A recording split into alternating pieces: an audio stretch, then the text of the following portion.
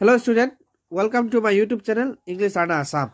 আজি এই ভিডিও তোমালোকৰ লগত ইম্পৰ্টেন্ট টপিক ডিসকাস কৰিম আৰু এই ইম্পৰ্টেন্ট টপিকটো হৈছে ফোৰ্থ সাবজেক্টৰ ওপৰত। ফোৰ্থ সাবজেক্ট কোনটো হয় অথবা কোনটো সাবজেক্ট আমি ফোৰ্থ সাবজেক্ট বনাব লাগিব বা তাৰ কি ইম্পৰ্টেন্স আছে এই সকলো বস্তু আজি এই ভিডিও তোমালোকে যদি কমপ্লিট চোৱা ইয়াৰ পৰা তোমালোকে সম্পূৰ্ণ ক্লিয়াৰ হৈ যাবা আৰু খুব ইম্পৰ্টেন্ট ভিডিও কব লাগিব যি সকলে এতিয়া এইচএস সেকেন্ড ইয়াৰ এপিয়াৰ কৰি আছে। তো আমি আজি তোমালোকৰ লগত ডিসকাস কৰিম এটা অৰিজিনাল এইচএস সেকেন্ড ইয়াৰ মাৰ্কশিট এক্সাম্পল লৈ কিনে।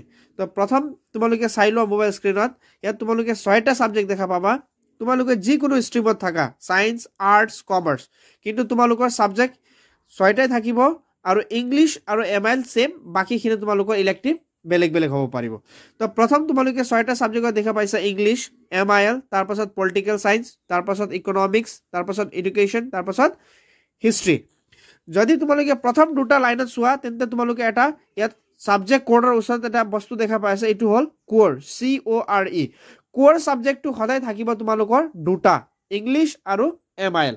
ইখিনি তোমালোকৰ কম্পালসৰি সাবজেক্ট হয়, ইয়াত তোমালোকে পাস কৰিব লাগিব অথবা এই দুটা সাবজেক্ট যোনটো কোৰ সাবজেক্ট থাকে এই দুটা কোৰ সাবজেক্ট কেতিয়াও তোমালোকৰ ফোৰ্থ সাবজেক্ট নহয় আৰু এইটো কম্পালসৰি সাবজেক্ট হয়।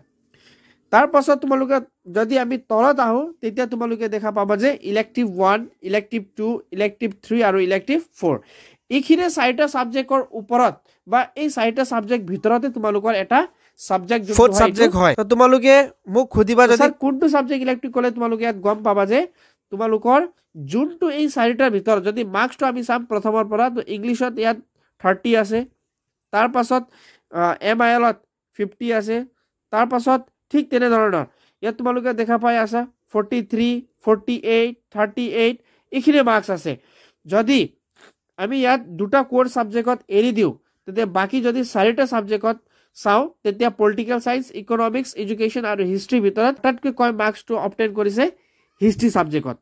তো তোমালোকে যদি আমি কম্পেয়াৰ কৰিম তো সবতকৈ কম মাৰ্কস পোৱাটোৱে এইটো হ'ল ইলেক্টিভ ফোৰ্থ সাবজেক্ট। আৰু এই সাবজেক্টত এপিয়াৰ কৰা তোমালোকৰ এটা বেনিফিট আছে, ধৰি লোৱা তোমালোকে এটা সাবজেক্ট ম্যাথছ বা জিওগ্ৰাফি বা হিস্ট্ৰি তাক তোমালোকে ফোৰ্থ সাবজেক্ট বনাম বুলি ভাবিছা, কিন্তু পৰীক্ষা যেতিয়া তোমালোকে দিছা তেতিয়া কিন্তু এই সাবজেক্টটো খুব ভাল হ'ল আৰু বেলেগ সাবজেক্টটো কিন্তু বেয়া হলে ইয়াত তোমালোকে স্পষ্ট হবা যে এই বেয়া হোৱা সাবজেক্টটোৱে তোমালোকৰ ফোৰ্থ সাবজেক্ট হ'ব। তো এই কাৰণে সব সাবজেক্ট দিয়াটো ইম্পৰ্টেন্ট আৰু সব সাবজেক্ট পঢ়ি দিয়াটো ভাল। আৰু যেহেতু তোমালোকৰ মাৰ্কশিটত তোমালোকে দেখা পাইছে 231, ইয়াত অকল 5টা সাবজেক্টৰ মাৰ্কস এড হয় আৰু এই 5টা সাবজেক্টটো সবতকৈ বেছি বেছি সাবজেক্টৰ মাৰ্কসে 5টা এড হয় আৰু ইয়াৰে ওপৰত তোমালোকৰ result first, second, third declare কৰা। এইটো বহুত ভাল।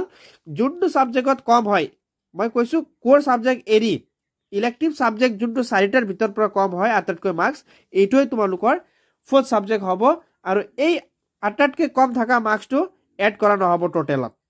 আৰু যিখিনি 5টা সাবজেক্টত তোমালোকে অলপ বেছি পাইছা এই সম্পূৰ্ণটো এড কৰা হ'ব। এই ভিডিও তোমালোকে সম্পূৰ্ণ ফোৰ্থ সাবজেক্টৰ ওপৰত বুজি পাইছা।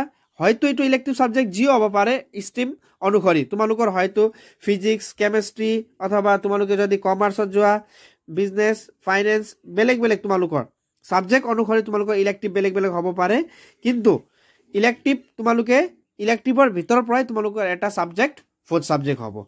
আজি এই ভিডিওত ইমানে আছিলে, মই ভাবো সম্পূৰ্ণ বস্তু ক্লিয়াৰ হৈ গৈছে। আৰু যদি কিবা ডাউট থাকে তোমালোকে কমেন্ট সেকশনত মোক খুদিব পাৰিবা। আৰু যদি কোনোবা ষ্টুডেন্টে আজি প্ৰথমবাৰ এই চেনেল ভিজিট কৰিছে কাইন্ডলি চেনেলটো সাবস্ক্ৰাইব কৰিব আৰু সম্পূৰ্ণ ভিডিও চোৱাৰ কাৰণে thank you for watching the video. আৰু last not the least but তোমালোকক মই এটা কথা ক'ব খুজিছো গ্ৰেছ মাৰ্কৰ ওপৰত। গ্ৰেছ মাৰ্ক নিশ্চয় তোমালোকক দিয়া হ'ব। বহুত ছাত্ৰ ছাত্ৰীয়ে মোৰ কমেন্ট সেকশনত খুদি আছে স্যাৰ দিয়া হ'ব নেকি। গ্ৰেছ মাৰ্ক দিয়াটো আগৰ পৰা হৈ আছে আৰু নিশ্চয় এইবাৰো তোমালোকক যিকোনো সাবজেক্টত যদি অলপ কম মাৰ্কস আছে পাস হ'ব কাৰণে, কিন্তু এই সাবজেক্টত তোমালোকে গ্ৰেছ মাৰ্ক নিশ্চয় পাবা। Thank you for watching the video and please subscribe the channel.